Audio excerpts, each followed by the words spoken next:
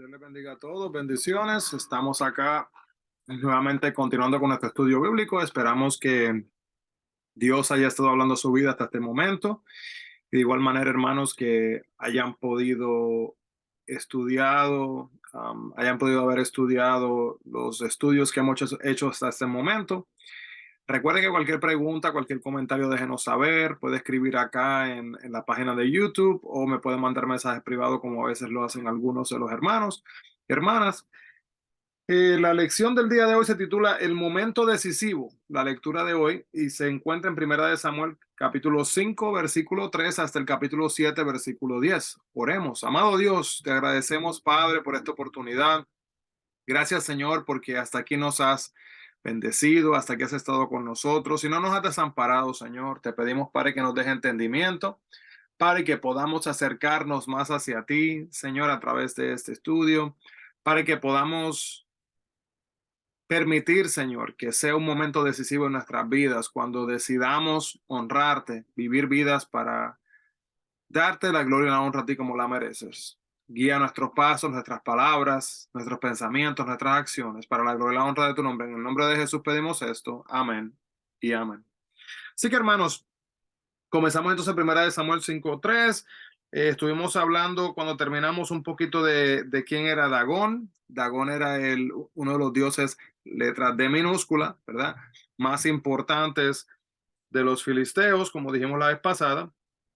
Y luego continuamos entonces después del versículo 3 en adelante, viendo acá lo que pasa en el arca en Asdón y Ecrón.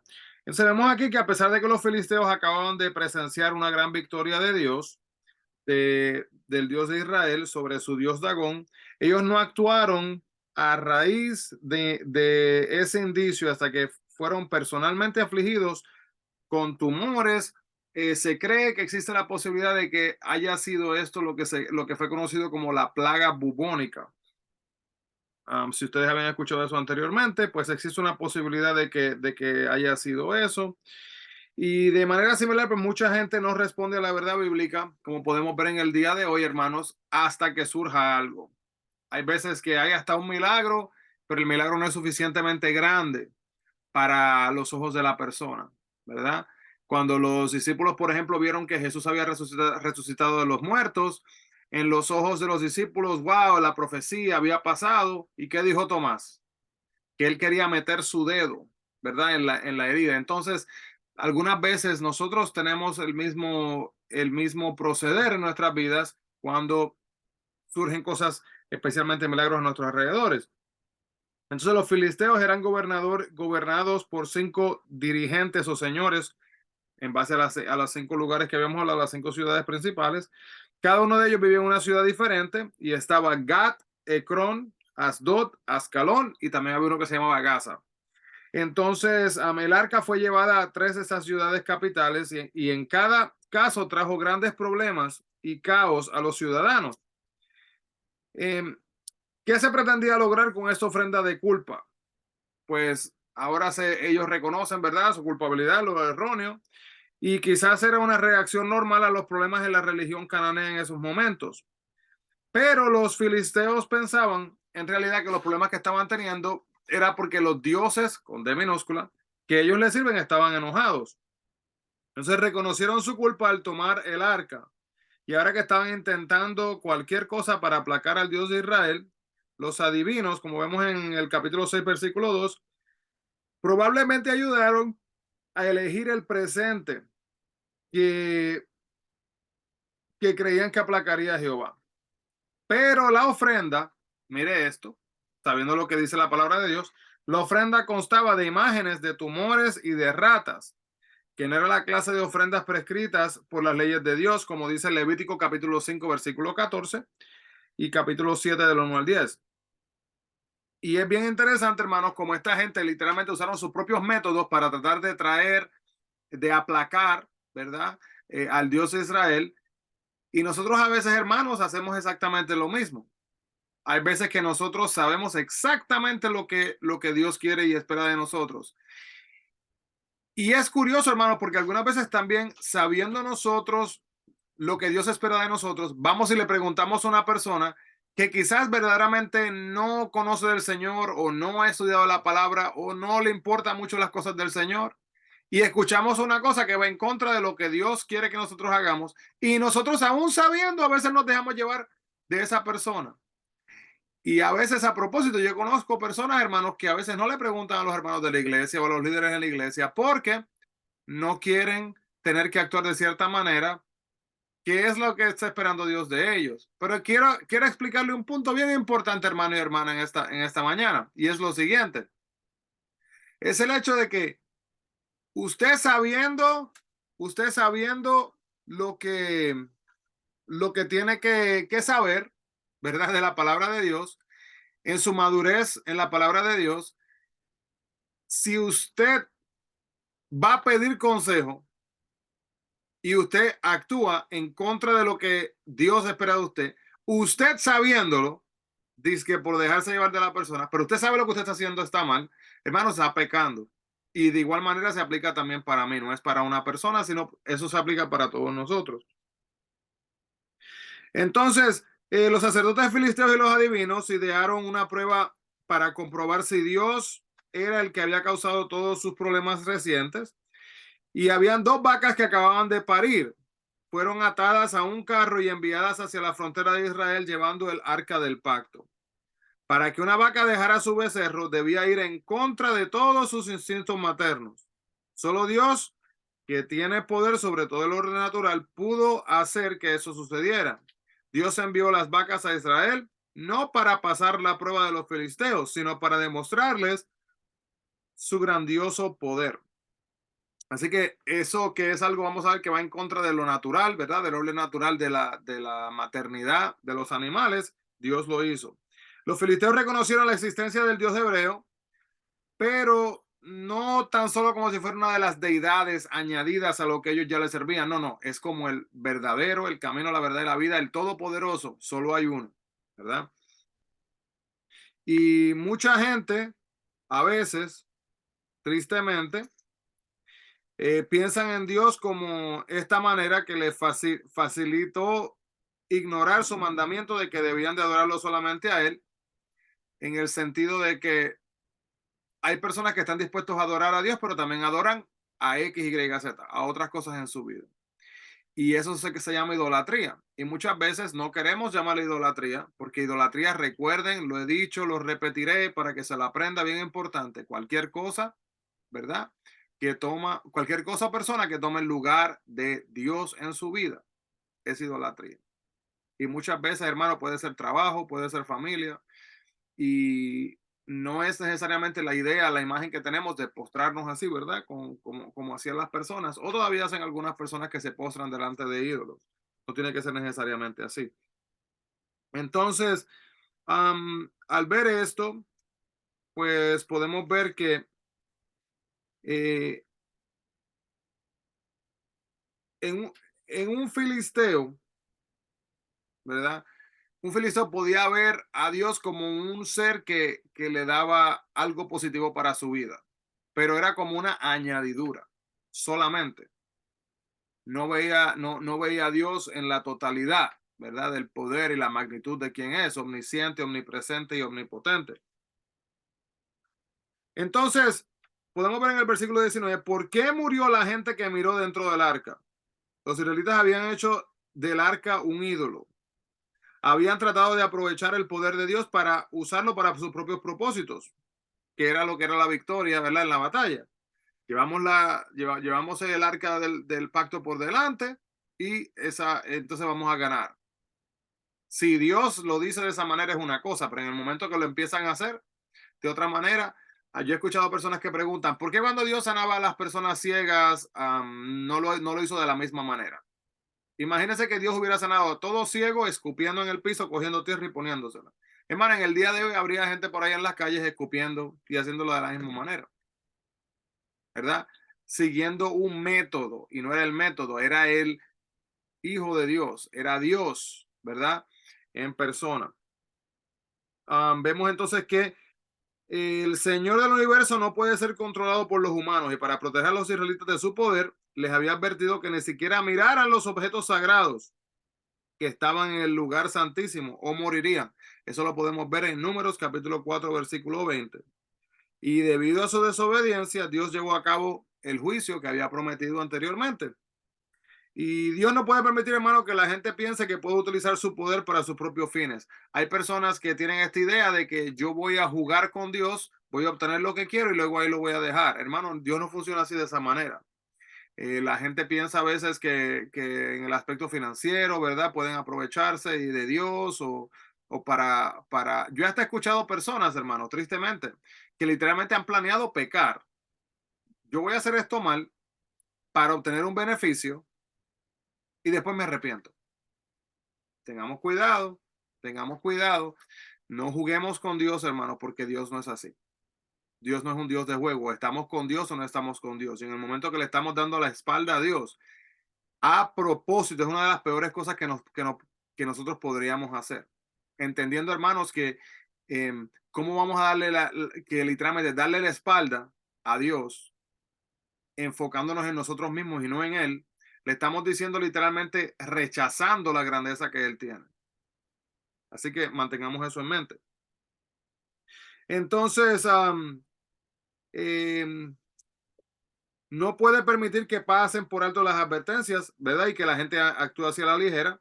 Dios no quiere que el ciclo de desacato, desobediencia y derrota comience una vez más. Entonces Dios no mató a los hombres de Bet-Semes por, solo por ser cruel. Los mató porque si pasaba por alto su pecado de presunción, estaría empujando a la nación entera de Israel a que pasara por alto lo que era Dios.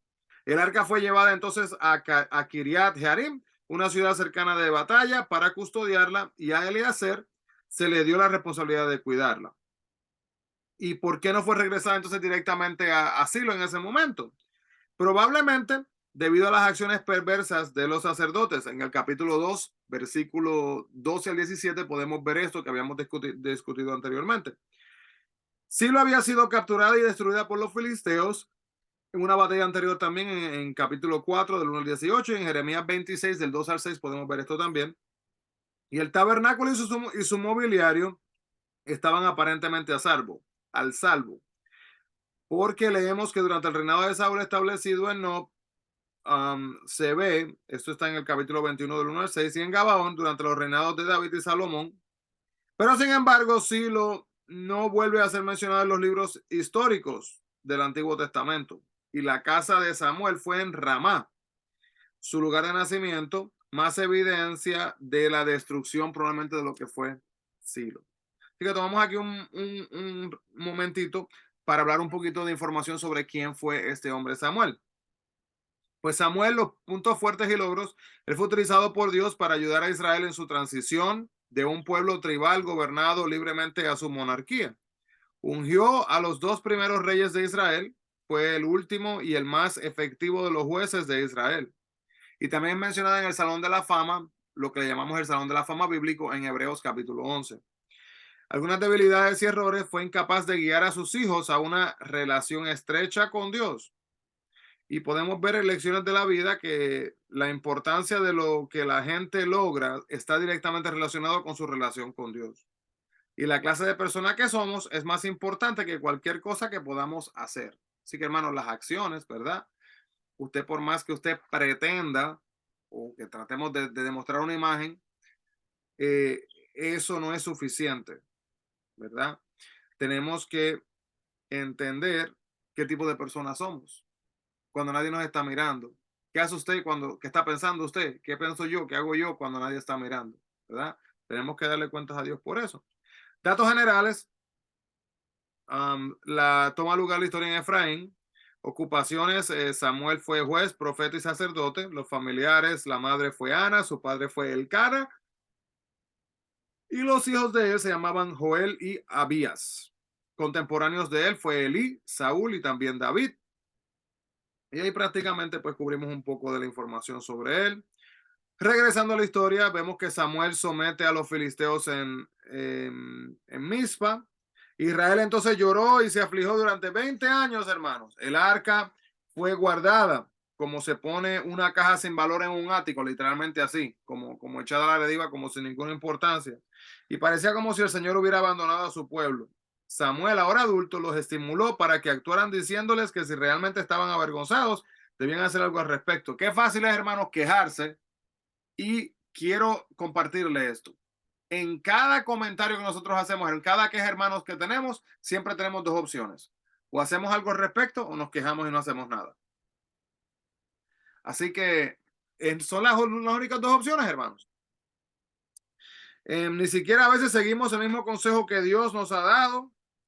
Y tristemente, esto es una cosa que se ve mucho en la vida de las personas a veces cuando no están dispuestas a someterse verdaderamente al plan de Dios. Samuel urgió a los israelitas para que se deshicieran de sus dioses extraños. Y hoy día los ídolos, y este es un gran problema, hermanos, son mucho más sutiles que los dioses de madera y de piedra, pero son igualmente peligrosos. Cualquier cosa que tenga el primer lugar en nuestra vida o que controle, se convierta en nuestro Dios, por ejemplo, sea el dinero, sea el éxito, ¿verdad? Bienes materiales, orgullo o cualquier otra cosa, se puede convertir literalmente en un ídolo, asimismo, también en nuestra vida. Entonces, podemos ver que solo Dios es el que merece nuestro culto y nuestra adoración. No debemos de permitir, hermanos, que Dios tenga rivales. Yo he escuchado personas que dicen que el primer lugar lo merece Dios, el segundo y el tercero también. Por si acaso hay alguna confusión en algún momento, ¿verdad? Que Dios es primero. Si tenemos dioses extraños en nuestra vida, necesitamos pedir a Dios que nos ayude a destronarlos, haciendo verdaderamente a Dios el verdadero entronado en nuestras vidas. Se creía que Baal era el hijo de él, deidad principal de los cananeos, y Baal era considerado dios del trueno y de la lluvia, por lo tanto controlaba la vegetación y la agricultura, lo que le atribuían ellos. Astarot era una diosa de amor y de guerra. En Babilonia recibía el nombre de Istar y Astarte, o una que quizás han escuchado un poco más popular en Grecia, que es Afrodita. Representaba la fertilidad. Los cananeos creían que mediante la unión sexual de Baal y Astarot, la tierra mágicamente se rejuvenecería y se haría fértil. Mizpa tenía un significado importante y especial para la nación israelita, porque fue en Mizpa donde se reunieron los israelitas para movilizarse en contra de la tribu de Benjamín en el capítulo de Jueces, versículo 1. Y fue allí donde Samuel fue designado para ser juez también, el capítulo 7, versículo 6. Y Saúl también, el primer rey de Israel, fue identificado y presentado al pueblo en el capítulo 10, versículo 17. Así que Mizpa era un lugar importante. Vemos que el derramar el agua en la tierra, en el versículo 6 del capítulo 7, delante de Jehová era una señal de arrepentimiento por el pecado, volver de la idolatría y decidir obedecer exclusivamente a Dios. Pues, ¿qué pasa acá? Entendemos que Samuel viene de una larga línea de jueces, de líderes de Israel, que comenzó en los días cuando Israel conquistó la tierra prometida. Para ver una lista de estos jueces, ¿verdad? Usted puede buscar luego el cuadro de jueces en el Jueces capítulo 2 y ahí puede ver una lista que los habíamos mencionado ya hace un tiempo atrás. ¿Y qué es un juez? Un juez prácticamente, hermanos, era literalmente un líder político, como religioso, entendiendo que Dios era el líder de Israel, mientras el juez era el vocero de Dios para el pueblo y el administrador de justicia a través del país. Mientras algunos de los jueces de Israel confiaron más en su propio juicio que en el Dios, la obediencia de Samuel y su dedicación a Dios lo hizo ser uno de los más grandes jueces en la historia de Israel. Bien, así que eso es un dato importante de la vida de Samuel. Aprendemos de la vida de él, hermano, vamos a aplicar lo que hemos aprendido. Le urjo, le aliento. No permitamos, hermanos, que estas lecturas se conviertan solamente en información. Vamos a aplicarla en la vida de nosotros. Oremos. Amado Dios, agradecemos, Padre, por esta oportunidad de poder aprender de la vida de Samuel. De igual manera, Señor, de poder ver como tú estuviste dispuesto, Señor, a cambiar, Señor, la dirección del pueblo y de lo que le iba a suceder a ellos, lo que les esperaba en base a un arrepentimiento real. Te pedimos, Padre, que nos ayudes, Señor, y que cada persona que está conectada con nosotros, que vea este video, Señor, si en alguna manera u otra, Padre, tiene algún ídolo, tenemos algún ídolo en nuestras vidas, Señor, ayúdanos a identificarlo, Padre, y que podamos asimismo tornarnos hacia ti, Señor, y no permitir que nada ni nadie tome tu lugar. En el nombre de Jesús te agradecemos y pedimos estas cosas, mi Dios, en el nombre maravilloso y exclusivo tuyo, Jesús. Amén y amén. Así que, hermanos, Dios les bendiga grandemente. Recuerden, busquemos la presencia del Señor. Bendiciones.